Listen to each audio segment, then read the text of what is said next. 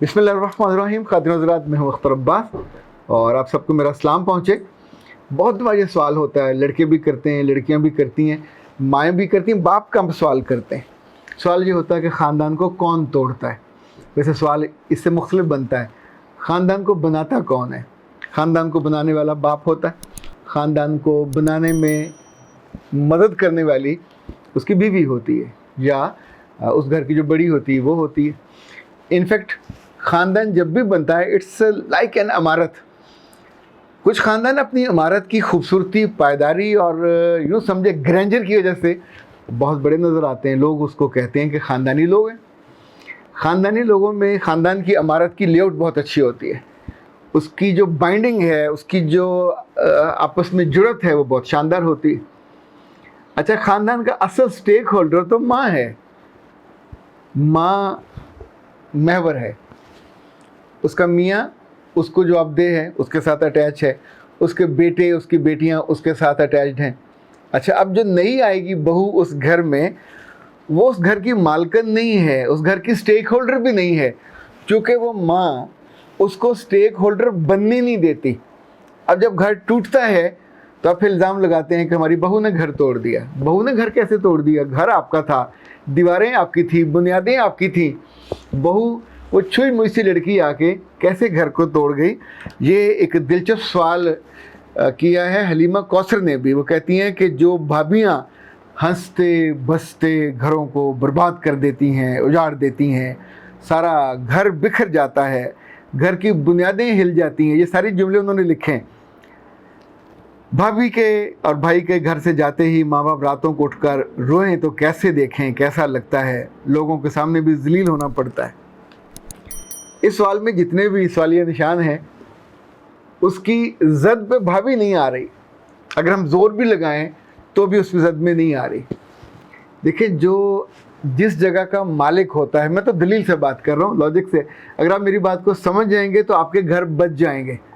अगर आप मेरी घर को नहीं समझे और अगर आप मेरी बात को नहीं समझेंगे, ज़िद करेंगे, कोई दलील के साथ दलील का टांका आके भिड़ेगा, तो फिर ज़ाहिर नुकसान आपका होगा, मेरा नुकसान तो नहीं होगा। मैं तो आपको वो बताता हूँ और बताने लगा हूँ जो मैंने अपनी खुली आंखों से ज़िंदगी में देखा। जिस जिस औरत ने दिल बड़ा किया और आने वाले रिश्ते को स्पेस दिया, वो घर बच गया। जिस जिस औरत ने खुद या अपने टूल के तौर पे अपनी बेटियों से काम लिया, हरावल दस्ते के तौर पे, और आने वाली की ज़िंदगी हराम कर दी, तो आने वालियाँ सारी केचवे जैसी नहीं होती। कुछ की कमर में रीढ़ खेड़ी नहीं होती, वो बेचारी डरी हुई, सहमी हुई और हमेशा निभाने वाली होती हैं। वो दब जाती हैं, रोती रहती हैं, बच्चे पैदा करती रहती हैं, और ज़िंदगी एक जानवर की तरह उस औरत की वजह से जो से अपने घर पे मान है, उसने अपनी जैसी लड़की ला के, ख़ानदानी लड़की ला के, उसको उस दर्जे से नीचे करते करते करते एक माई बना दिया। कसूर किसका? माई का। जो लेके आई, लोग तो अपनी माइयों को अच्छे कपड़े पहनाते हैं। मुझे याद है इशफाक साहब के यहाँ जाते थे तो बानो आपा के यहाँ जो भी बच्चा काम कर रहा होता था, इतने साफ़ कपड़े पहनते थे। तो कभी कभी हम पूछ लेते थे कि बानो आपा, तो वो कहते थे नहीं, अजीज़ नहीं है, काम करने के लिए आया है। पर साथ में उनका जुमला होता था, बेटा जो जिस घर में काम करता है वो उन्हीं का नुमाइंदा होता है। ये अच्छा है या बुरा है, नुमाइंदा तो हमारा ही है कि हम इसको कैसा रख रहे हैं। तो उस आने वाली को आपने कैसे रखा? याद रखिएगा, लड़कियां जितनी भी तेज़ हों, जितनी भी तर्रार हों, उसने आके जो जोड़ी है या हथ जोड़ी, वो किससे की है?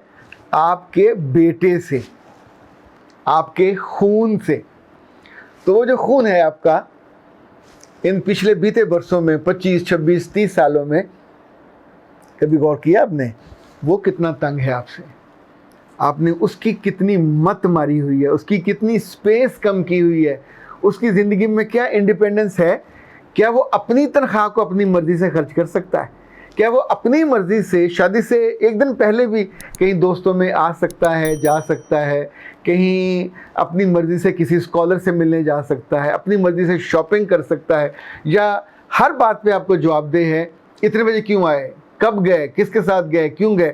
چونکہ ایسی مائیں جنہوں نے خود گھر بنائے ہوتے ہیں یہ اتنی تگڑی ہو جاتی ہیں کہ اپنی اس طاقت کے نام پہ رشتوں کی گلے پہ آلموسٹ پھندے ان کی بیٹیاں ان گھروں سے جاتی ہیں تو واپس ملنے نہیں آتی. ان کے بیٹے ان گھروں میں جب بہویں لے کے آتے ہیں اور کچھ دنوں کے بعد انہیں اندازہ ہوتا ہے کہ یہ تو میری محبت میں مبتلا ہے, یہ میری قدر کرنے والی ہے, یہ میرا خیال کرنے والی ہے, یا میری آزادی میں کم رکاوٹ ڈالنے والی ہے, یا اس کے ہاتھوں میں بے عزت نہیں ہوں گا, تو اب کمپیریزن ہوتا ہے دو عورتوں کا, ایک ماں ہے اور ایک بیوی ہے. ماں نے جو حق غصب کیے یا سپیس نہیں دی, میں لاجیکل بات آپ سے کرنے کی کوشش کر رہا ہوں, آپ اس کو دیکھیں. ماں کے ساتھ ساری عمر جڑے رہنا, اسی گھر میں رہنا, یہ اللہ نے, یہ رسول نے واجب نہیں کیا ہوا, دنیا میں کہیں بھی نہیں ہے. ہمارے ہاں ایک نارم ہے, ایک سوشل بائنڈنگ ہے, ایک ٹریڈیشن ہے, پر وہ ٹریڈیشن تب چلتی ہے جب سب کو اپنا اپنا سپیس ملتا ہے. جب اس نئی لڑکی کو سپیس نہیں ملتا تو اس کی عزت نفس سب کے سامنے مجروح ہوتی ہے. پھر اس کے بچے ہو جاتے ہیں, وہ بچے اس گھر میں سکرز کی طرح پلتے ہیں, ان کی کوئی عزت نہیں ہوتی چونکہ دادی ان کو عزت نہیں دے رہی ہوتی, چونکہ دادی کے خوف سے ان کا باپ بھی عزت نہیں دے رہا ہوتا. میں ایسے بہت سے گھروں کو جانتا ہوں, اپنی ماں کے خوف سے سگی اولاد کو بیٹا نہیں اٹھا سکتا کہ ماں کہتی تمہیں شرم نہیں آتی, عورتوں والے کام کرے, چھوڑو اس کو, اس کی ماں کو سنبھالنے دو. وہ اس کے ناک نہیں صاف کر سکتا, وہ اس کے ساتھ بیٹھ کے اسے پیار نہیں کر سکتا, اس کو انتظار کرنا پڑتا ہے کہ ماں سو جائے تو پھر وہ کمرے میں جائے اور جا کے بچے سے پیار کرے. تو جب ایسی لڑکی اس کو مل جائے تو دونوں کی یہ کمبینیشن بنے جس میں دونوں کی عزت نفس, دونوں کی آزادی, دونوں کی خود مختاری اور دونوں کی اولاد, تو یہ سب سے پہلے گھر کو چھوڑ کے چلے جاتے. اس کو جانا ہوتا ہے, اس کے جانے کا وقت اب ہوا ہوتا ہے کہ اسے ایک پارٹنر مل جاتا ہے جو اس کے ساتھ کھڑا ہو جاتا ہے, اس کو سپورٹ دینے کے لیے یا اس کے دل کو رکھنے کے لیے. یہی کام اگر ماں کر لیتی, عقل سے کام لیتی. دیکھیے جب بھی آپ بس میں 3 والی سیٹ پہ اکیلے بیٹھے ہوتے ہیں تو آپ کے بیٹھنے کا انداز اور ہوتا ہے, جب 2 لوگ بیٹھ جاتے ہیں تو انداز بدل جاتا ہے, پر جب 3 بیٹھ جاتے ہیں تو پھر آپ کٹ ان سائز ہو جاتے ہیں, سکڑ کے اتنی سی جگہ پہ بیٹھتے ہیں جتنی جگہ پہ آپ کو بیٹھنا ہوتا ہے یا جتنی جگہ پہ آپ کا سائز ہوتا ہے. زندگی کے سیٹوں پہ انفیکٹ سائز آپ کا طے شدہ ہوتا ہے. آپ جب بہت کھلے ہو کے بیٹھتے ہیں, کوئی آپ کے قریب نہیں آتا, تو وہ سیٹیں آپ کی نہیں ہو جاتی, بالآخر آپ کو وہ سیٹ دوسرے کو دینی ہوتی ہے. مر کے دو گے یا زندہ دو گے, دونوں صورتوں میں ساری عمر ایسا تو نہیں ہو سکتا کہ ماں اگر گاڑی کی اگلی سیٹ پہ بیٹھتی تھی تو جب تک وہ زندہ ہے کوئی دوسرا وہاں بیٹھ نہیں سکتا. ایک وقت آئے گا جب اس کی اپنی بہو سیٹ پہ بیٹھے گی, اس کے سامنے بیٹھے گی, اس لیے کہ جب مرد اور اس کا بیٹا بڑا آفسر ہوگا اور کسی ملنے جلنے کی جگہ پہ جائے گا, کسی پارٹی میں جائے گا, کسی دعوت میں جائے گا, تو پروٹوکول یہ ہے اس کی بیوی آگے بیٹھے گی, وہاں ماں نہیں بیٹھے گی. جب آپ چھوٹے گاؤں میں ہوتے ہو, چھوٹے گھر میں ہوتے ہو, ویسے عزیزوں کے آتے جاتے ہو, تو وہاں ایک وقت ہوتا ہے آپ مربت میں والدہ کو آگے بٹھاتے ہو, اٹس اوکے. پر جب آپ الگ ہو جاؤ گے تو پھر یہ پروٹوکول نہیں رہے گا. تو الگ کر کون رہا ہے, الگ کرنے کی نوبت کس نے لائی, الگ کرنے کے حالات کس نے پیدا کیے؟ بیٹے نے تو نہیں کیے, بیٹا تو پہلے بھی وہی رہ رہا تھا. بیٹا کا سانس مشکل ہو رہا تھا جو آپ نے کیا ہوا تھا, اور آپ نے سوچا نہیں تھا کہ اسے جب بھی کوئی سانس ملنے کی صورت آئے گی, جب بھی اس کا کوئی انہیلر آئے گا, تو بیوی کے انہیلر کی صورت میں اس کی زندگی میں آئی. دونوں نے راتوں کو بیٹھ کے طے کیا کہ زندگی ایک کمرے میں مشکل سے گزرتی ہے. پچھلے دنوں ایک ایسی خاتون سے ملاقات ہوئی جس کے 4 بچے ہیں اور اس کی ساس نے اس پہ پابندی لگائی ہوئی ہے, تم اپنے کمرے سے باہر نہیں نکلو. یعنی she is living like a animal, she is living like a slave, یہ قیدی کے طور پہ بسر کر رہی. جب ساس سو جاتی ہے, جب اس کی نندیں سو جاتی ہیں رات کو, تو وہ کچن میں جا کے اپنا کھانا بناتی ہے. رات گئے پھر وہ جا کے اپنے کمرے کے فریج میں رکھتی ہے. دن میں جب بچوں نے کھانا کھانا ہوتا ہے تو وہاں سے نکال کے وہ مائکرو ویو میں گرم کرتی ہے اور ان کو سرو کرتی ہے. اور اس کا میاں ایک اچھا خاصا مینیجر ہے کمپنی میں, لیکن اتنا دبا ہوا, اتنا ڈرا ہوا کہ اسے سب نظر آتا ہے. تو اس ایک کمرے کی آزادی اور ایک کمرے کی غلامی سے निकालने वाली जो उसकी बीवी थी वो कमज़ोर थी, वो हिम्मत नहीं कर पाई, वो डरी हुई थी। अगर वो थोड़ी सी तगड़ी होती तो इसको उस जगह से ग़ुलामी से आज़ाद कराना बहुत आसान होता। घर बहुओं की वजह से नहीं टूटते, घर तोड़ने वाली माँ होती है, और घर तोड़ने वाला अगर कोई और होता है तो बेटा होता है। तो बराह करम इल्ज़ाम दे के फ़ारिग ना हो जाएं। इल्ज़ाम दोगे तो फिर आप मुल्ज़म समझोगे और अपनी गलती को, अपनी कोताही को तस्लीम किए बिना घर फिर तोड़वाओगे।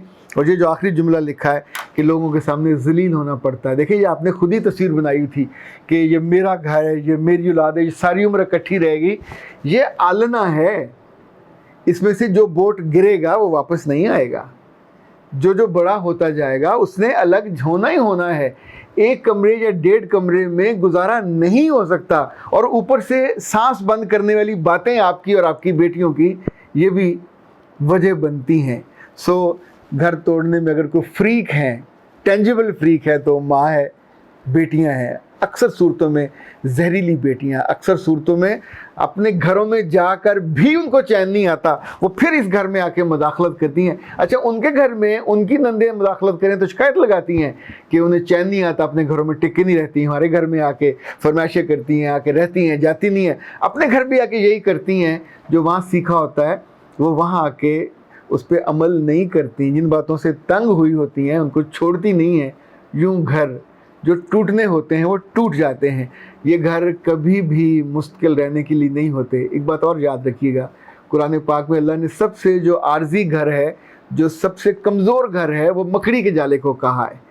और बाज़ इंसानों के घर भी ऐसे ही होते हैं, दीवारें बड़ी पक्की होती हैं लेकिन बीच में मोहब्बत नहीं होती। वो जो पकड़ने वाली ताकत होती है, बाइंडिंग, वो आपका रोब दाब, वो आपका ग्रैंडर, ये सारी उम्र उन दीवारों को मजबूती से नहीं रख सकता। तो जिनको बच्चे इकट्ठे रखने हैं, ये कोई वाजिब नहीं है कि सबको इकट्ठे रखा जाए। जब आप उनको इकट्ठे रखते हैं, आप उनसे इंसाफ नहीं करते, जायदाद तकसीम नहीं करते, जब आप मर जाते हैं तो फिर वो एक एक ईंट पे लड़ते हैं, एक एक कमरे पे लड़ते हैं, और अपनी ज़िंदगियों का सारा मज़ा, जितना जहर उसमें होता है, सब आप पे उंडेल देते हैं कि तुम्हारी वजह से ये हुआ है। अगर आप अपनी जवानी में, अपने बुढ़ापे से जाने से पहले ही इंसाफ के साथ उनकी थोड़ी थोड़ी स्पेस दे दिया करें। मुझे तो बहुत अच्छा लगता है कि जैसे बच्चे बड़े हों और आप उनकी शादियां करो, उनको अलग घर बना के दो। ख़ानदान एक रहेगा, घर अलग अलग होंगे, तो जो नई आने वाली है उसको घर तोड़ने में हेल्प आउट नहीं करना पड़ेगा, और आपको इल्ज़ाम गेम में, ब्लेम गेम में नहीं जाना पड़ेगा कि हमारी बहू आई थी और उसने आके घर तोड़वा दिया, और हमारी माएँ रात को रोती हैं। किस बात पे रोती हैं? बेटे के दूर जाने पे, बहू के दूर जाने पे नहीं रोती, बेटा दूर गया है तो बेटे ने फैसला किया है, बहू को इल्ज़ाम मत दे बेचारी को, वो तो आपके बेटे के साथ ब्याही हुई है। बेटे को सांस लेना मुश्किल था, पर बेटा कहता नहीं है, कह नहीं पाया, सो उसने उसका हाथ पकड़ा और दोनों लग जाके रहने लगे, और आप फिर गलत सोच रहे हो और इल्ज़ाम उसको दे रहे हो कि उस आने वाली ने इस घर को तोड़वा दिया। अक्लमंदी ये होती है कि गलतियों से सीखते हैं, फिर ज़िंदगी बेहतर हो जाती है। इख्तर अब्बास को इजाज़त दीजिए। अस्सलाम वालेकुम।